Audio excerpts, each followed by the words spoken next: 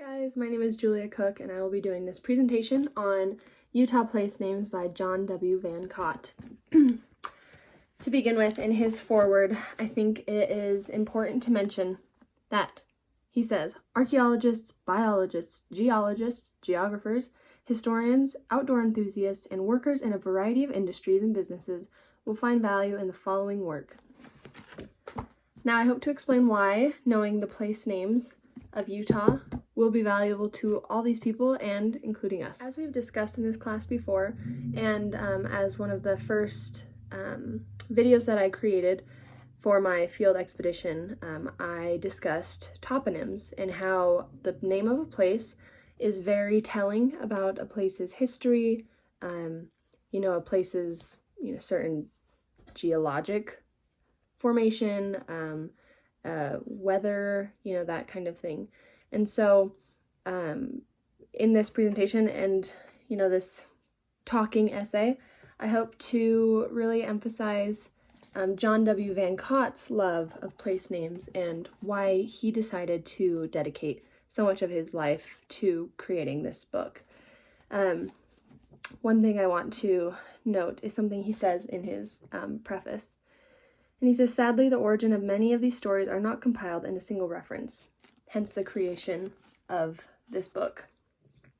He says, they are scattered in hundreds of isolated books and journals in the dim memories of third and fourth generations and in the legends and stories told by sheep herders and cattlemen who roam Utah's vast regions.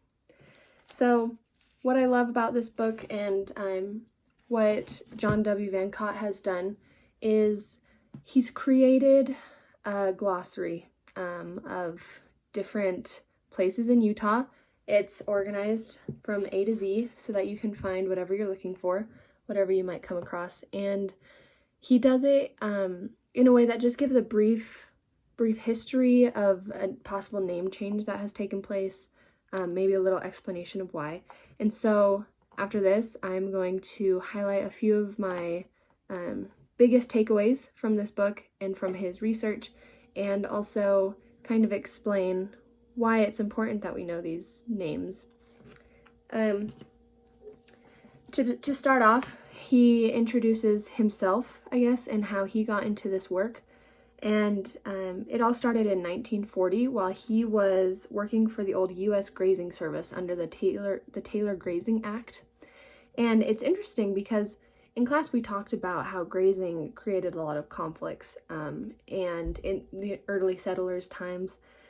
And as people were beginning to settle Utah, we know that a lot of land degradation happened. The graph that we saw with the number of sheep and ewes that started in Utah was very high, and it had to decline rapidly because the sagebrush and the prairie fields were, being overtaken, and there just wasn't enough natural resource to sustain that kind of population of livestock. So today now we have more cattle, but I thought this was interesting that John W. Van Cott worked for an agency that helped to regulate this. And so he worked in the Price, Moab, and Blanding areas to survey the vegetation and grazing areas so that it was, on track to be sustainable. And so as he was working for them, for a federal entity, which is interesting to note because we also have talked a lot about, federal lands versus state lands, who, is in charge of regulating what, and, and different, the military lands and grazing permissions and that kind of thing. And so as John W. Van Cott was working there, a debate was going on, and it involved the name of Nigger Bill Canyon. And so the debate and the process of changing the name was a big deal. And it honestly, I can imagine it's kind of like, the schools nowadays that have a mascot like the Red Devils or something, and they want to change that. Or, the Braves. I know that's a sports team. Not sure what sports. Baseball, maybe? The Braves, the Indians, their Indian mascot. And so I'm sure at the time, in the 1940s, you know, this could have been a really big deal, and so that's what caught John W. Van Cott's attention. And so they were changing the name to Negro Bill Canyon, and since then it has also changed to Black Bill Canyon. But I thought that was interesting. That was the start of this whole venture. So, all right, to begin with, we're going to start with the Native American settlers. They were the first people here in Utah. We have, we learned about the Fremont people, but before them, we had the desert something people. I'm so sorry. I'll put a note. And also, the name Utah comes from the Ute Indians. Supposedly, lots of debate about that. But some of the Utah place names that have stuck around, that haven't changed or been anglicized, include Pahrump, Petitneat, Skutumpa, Seedskitty, Wawa, and Parunuweap. I'm sure I butchered those. Those come from Shoshone, Ute, Paiute, Goshute, Navajo, and Hopi Indian names, and you can find those all over Utah. I think that's awesome because it shows how important the Native Americans are to Utah history, and how many people throughout generations, throughout years and years of time, have not, changed those names and have honored those memories and those people that first settled the territory. So I think that was great. And then he also goes on to explain the second chunk of time in Utah's history, and it's the Spanish influence. We know that Escalante and Dominguez were the first Spaniards, or the first Europeans, to come through, well, supposedly first, but, first with the cartographer and everything. And so as they came through the territory, they, just kind of went everywhere. And as they would come across new places, they would also attach names to it. So we have things like the Spanish Trail, quite self-explanatory. But we also have names such as Salina, Castilla, and multiple Escalantes. And we have, the U.S. National Forest Staircase Escalante. That is, a big attraction still for tourists and for Utah citizens alike to go hiking and camping. And then the third chunk of history that he goes over in this book is the pioneer settlers. And so we know that Utah has a very unique religious history compared to the other states, and some indicators of that, if we need name indicators at all to know that the pioneers settled here. We have Nephi, Brigham City, Lehi, Widstow, St. George, and Snowville. So those are all places that have also, withstood the test of time. And one thing I would like to also mention in here is his description of these Mormon settlers. And he says, those intrepid, often woefully inept, but thoroughly adaptable religionists whose beliefs demanded that living be more or less isolated and filled with hard work, at least in the early stages. And I love this description because we know that the pioneers, the early saints, they were trying to escape the U.S., and so they crossed over into the Mexican territory.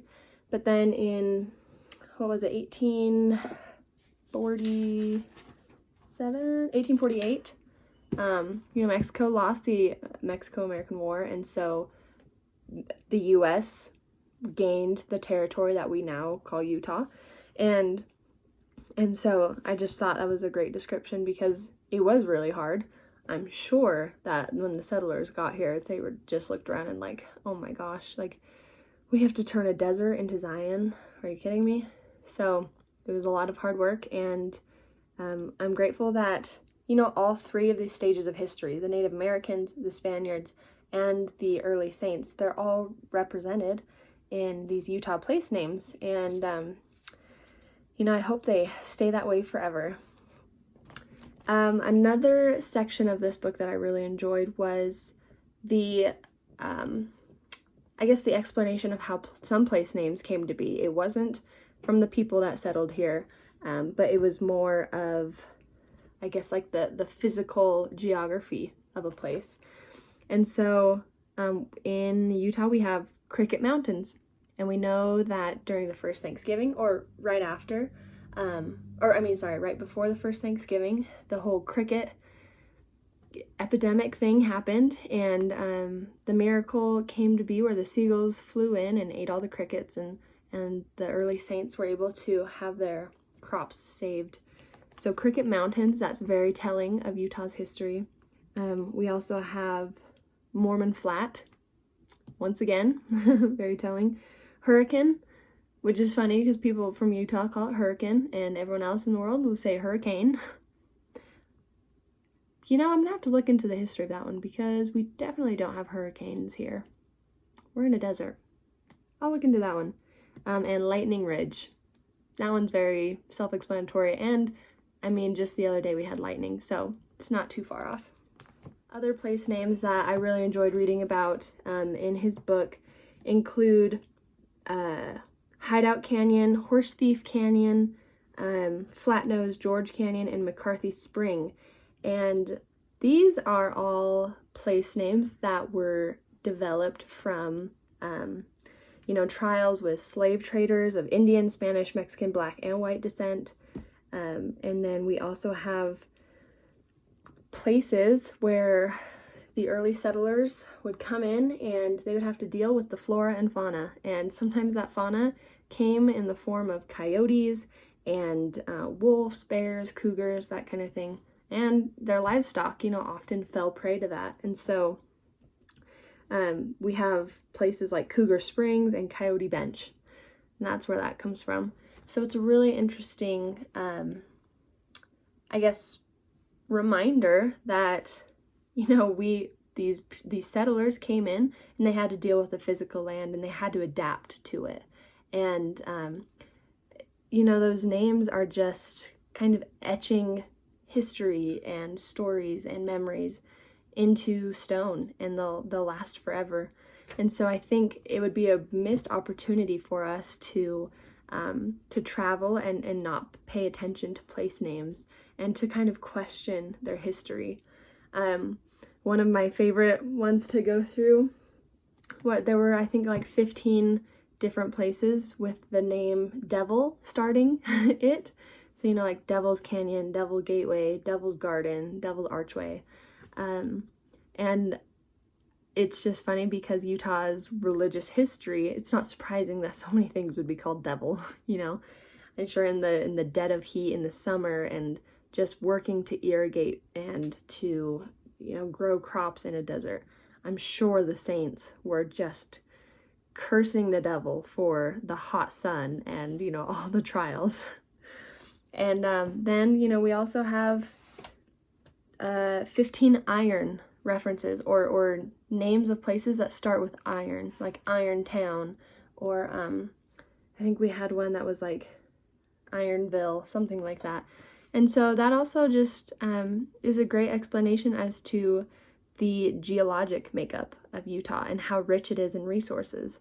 It's kind of funny because I'm from Washington State, and so when I think of Utah, honestly, all I think of is like brown, dead desert, and then you go south and I think of red rock that has nothing growing. But as we have learned in class, there are geothermal spots, we have solar energy, gas, we have coal, iron, copper, and so it really is a very rich place. And when we learn about these place names and we start to reminisce on the history, then we're doing more than just traveling from point A to point B. And that's what John W. Van Cott really makes clear in this book, is that he wants to know the history of a place because he wants to know who's walked there, what was done there, why this place was important, what are the interesting stories about this place. And it's like when you meet a person and you get to know their entire life story from beginning to present day. And that helps you appreciate who they are, what they do, how they react, what they say, so much more. And so when we are learning the place names and we're really paying attention to our surroundings and where we're at, and, we really dive into the history and kind of make these inferences about where we are, then, honestly, life just becomes much more interesting.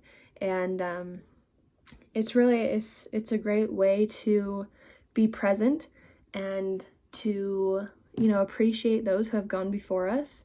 And, just like with Bryce Canyon, the man who kept losing his cows in between the hoodoos and stuff. And I just think that's a great story. And, if nothing else, we'll at least have fun stories and interesting facts to tell along the way to those we're hiking with, or, when we're going on road trips and we're going through Escalante and, spouting out some facts. And, it might annoy the people around us or it might really impress them.